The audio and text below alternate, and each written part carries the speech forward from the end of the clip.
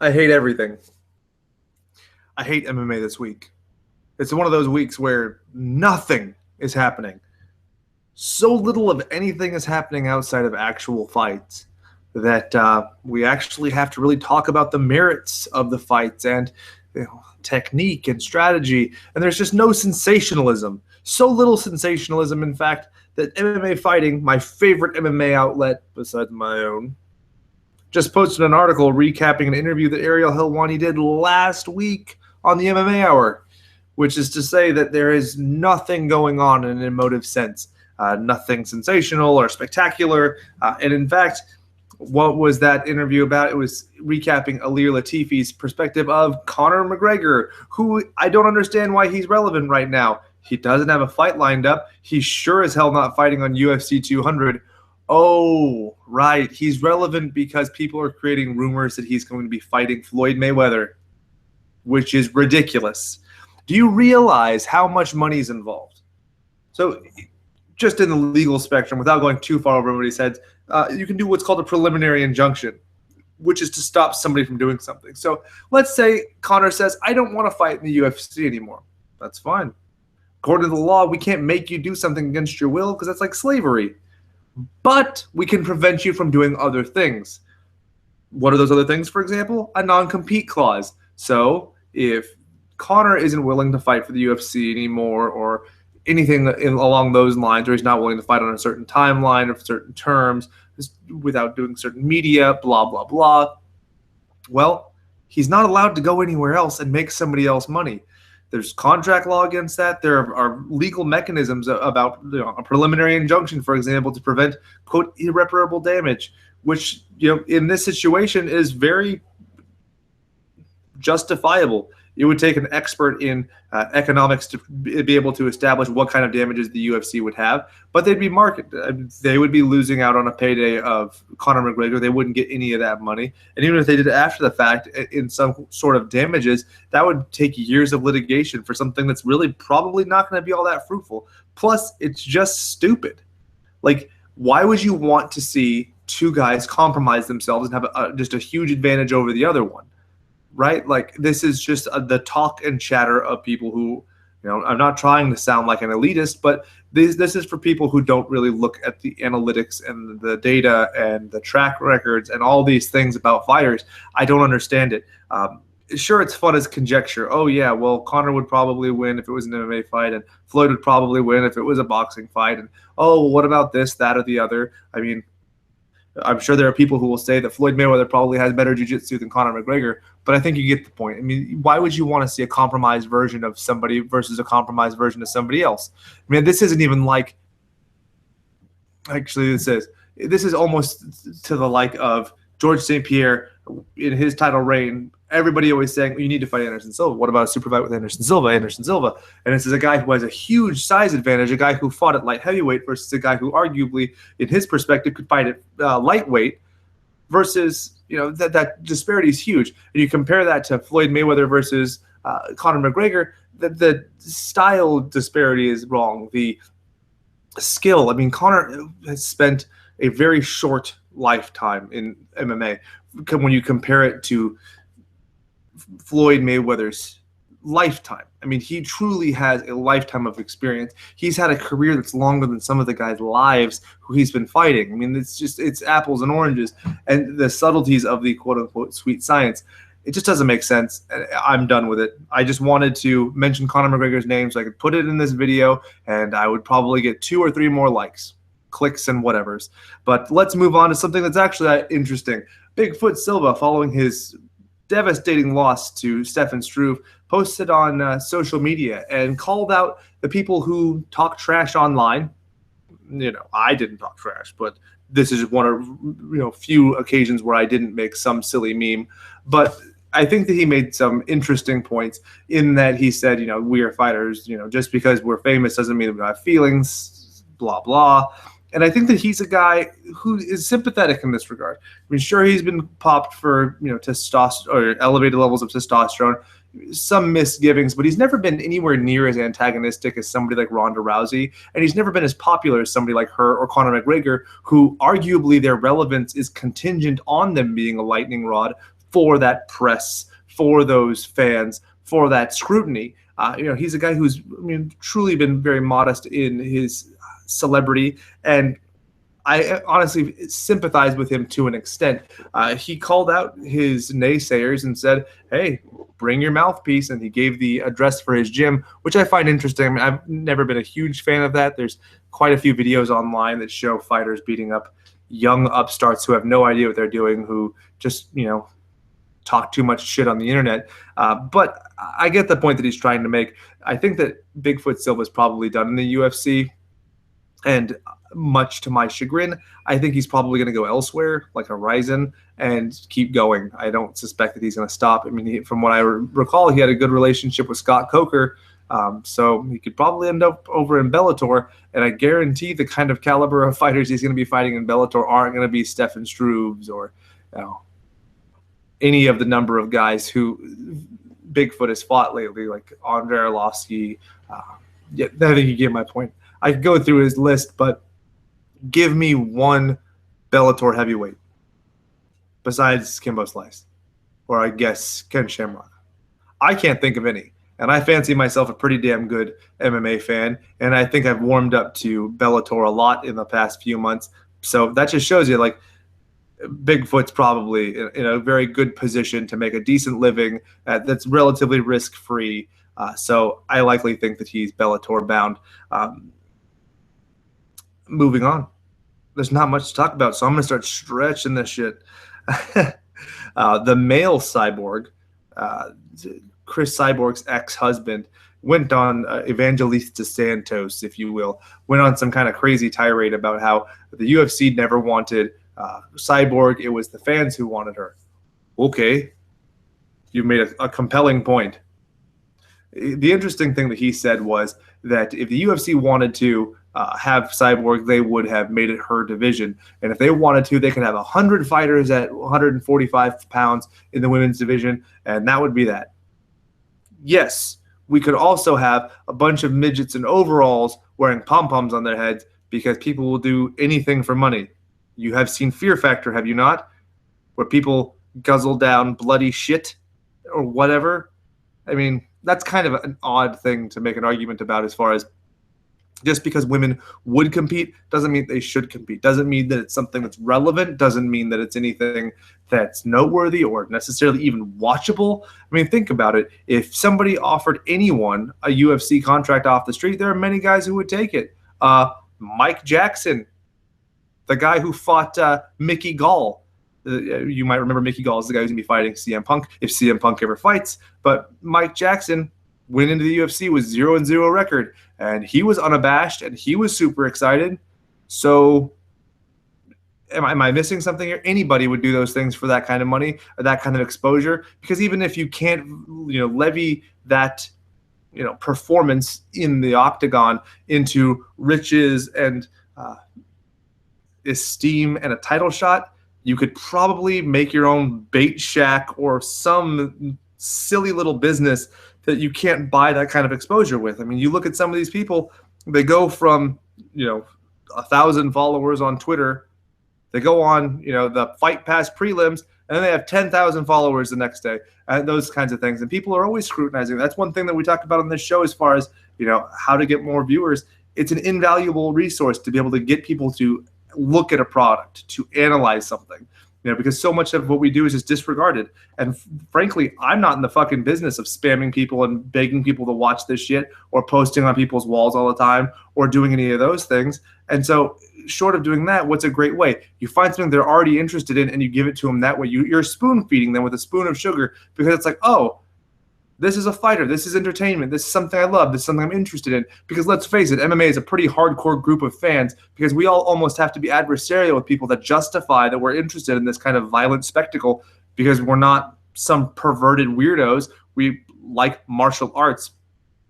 And, it's something that we take pride in. We support our own. I mean, I supported the Jordan Parsons the GoFundMe. I did it for Kevin Randall. These are things that we do for our community. And I've always shown an interest when I see something. Like, I looked up Dynamic Fastener. I have no interest in buying it, but if I knew somebody who did, I would have passed it along.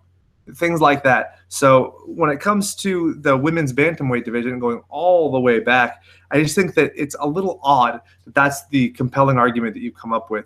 And also, when you look at the UFC's business model, they're talking about doing a women's flyweight, which makes a lot of sense because there are women who are way undersized when it comes to bantamweight, but they're never going to be able to make 115. So you're bookending a new division on two sides with established talent that can filter in, and you can have interesting matchups that you never would have had before. These women wouldn't be able to traverse these otherwise. You would have talent that you could just thrust in, make an informal tournament, just like you did men's flyweight all those years ago, versus featherweight, where it's just grasping at anywhere. Because you don't have your own talent to fill it with. You have to solely go outside. And really, I was at Invicta FC 17 this weekend, and while there were some great featherweights, there was not 15 of them rip-roaring, ready to go to be in the UFC. So I thought his point was kind of silly. He's going to be fighting soon on a Bellator card.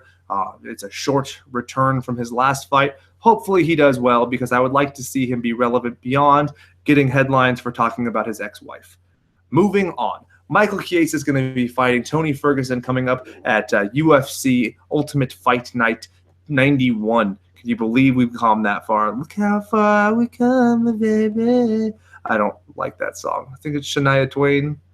Whatever. Whoever it is, I don't like you. And now that song's going to be stuck in my head. Anyway, that's an awesome fight. Lightweight is one of my favorite divisions and classically always has been.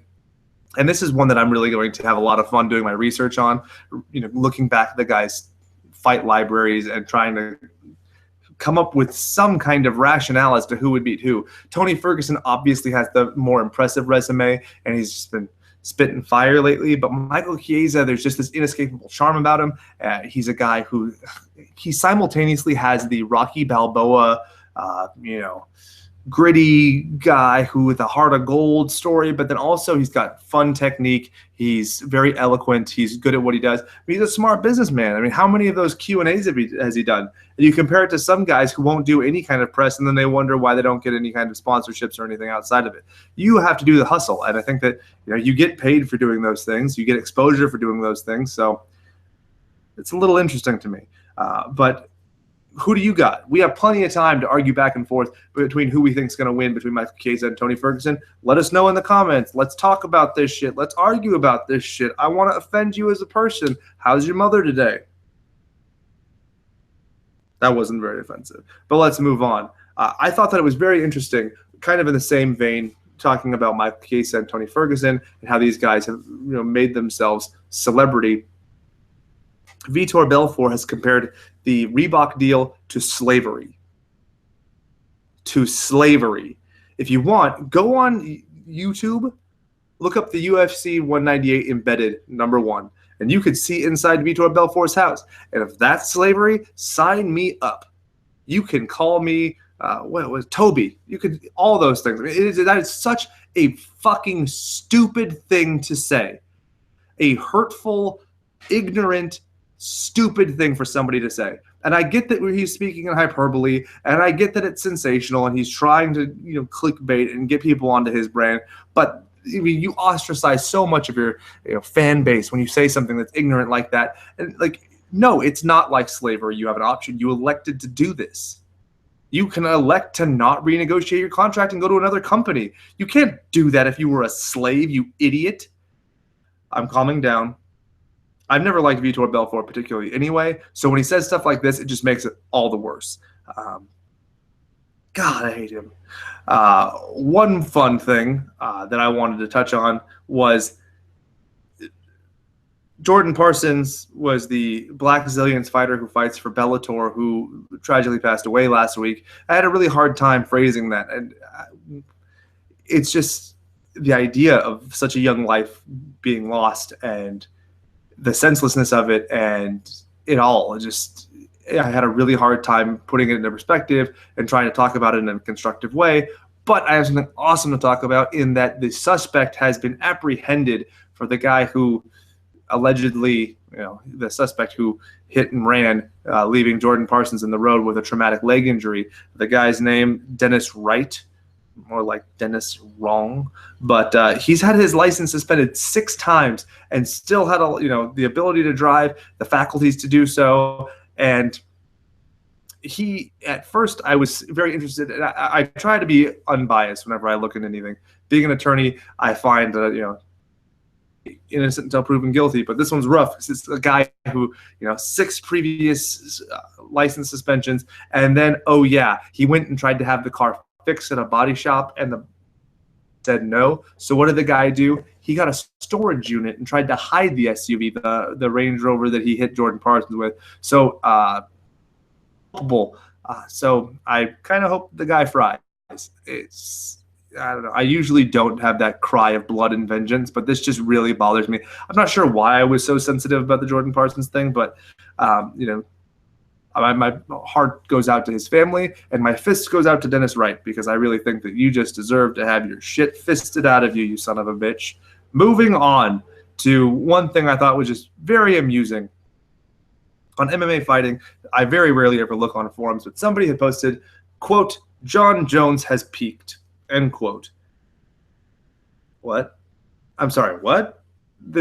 I'm not, like, I feel like I'm so cynical when it comes to fighters that my fanship and everything is converse to everybody else, because I liked Conor when he started, and I soured to him very quickly. I remember seeing him fight before his MMA Hour appearance with the Blueberries, and just the longer exposure I got to him in the UFC, the more I grew to dislike him, whereas everybody else was like, oh, who's this weird Irish guy? Oh, and suddenly he's the best in the world who's going to fight Floyd Mayweather. Things like that. And with John Jones, I started off super sour on him, and I've grown to like him even more. And that hatred is just, withered away. And I kind of find myself as a fan of John Jones. This is a guy who's just awesome in the cage and the octagon. And I thought that, I don't know why everybody's so upset about his fight with Ovince Prue. He won clearly. He won safely. He was clearly trying to set himself up for UFC 200. I honestly think the fight would be different if it wasn't for the potential of him being in the main event there. I mean, there are a lot of considerations that go into it. And this is a guy who's also trying to reestablish his brand. He has one big name sponsor at this point. It's a supplement company after losing all of his sponsorships because of the hit and run injury last year.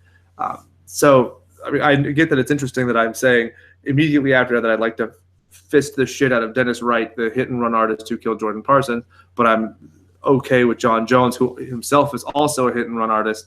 But I think the scrutiny goes in degrees, and I think that there's clearly a difference between killing someone and getting in that kind of accident. But either way, John Jones is a spectacle to behold, and he's a very fun fighter to watch. When you get into the analytics and you get into the mystique of him, and I just thought it was bizarre that they would say that he peaked. I don't think that that's true. I think that it was a very rough circumstance. It was a short notice change. He clearly had a very specific game plan for a right-handed, shorter, stockier guy than a long, power-kicking southpaw. So that was a little bizarre. Now I wish I had fans to ask questions or do any of that riffraff, but I don't. So it looks like I'm out of time. Your host, Jake, will be back next week because we're going to have so much to talk about after UFC 198, and hopefully something crazy will happen, like aliens will infiltrate the UFC, and then Roddy Piper-esque mullet having sunglass-wearing people with shotguns will invade, and if you haven't seen They Live, that's what I'm referring to. That's how desperate I am for anything to do. I'm thinking of one of John Carpenter's worst movies for inspiration. But anyway, this has been a fun week. I promise to have a co-host next week, even if it's not Brett or Brian. But I will take care of you. You take care of me. Make sure to like and subscribe if you can. I'd appreciate it very much. Have a great night and a great week.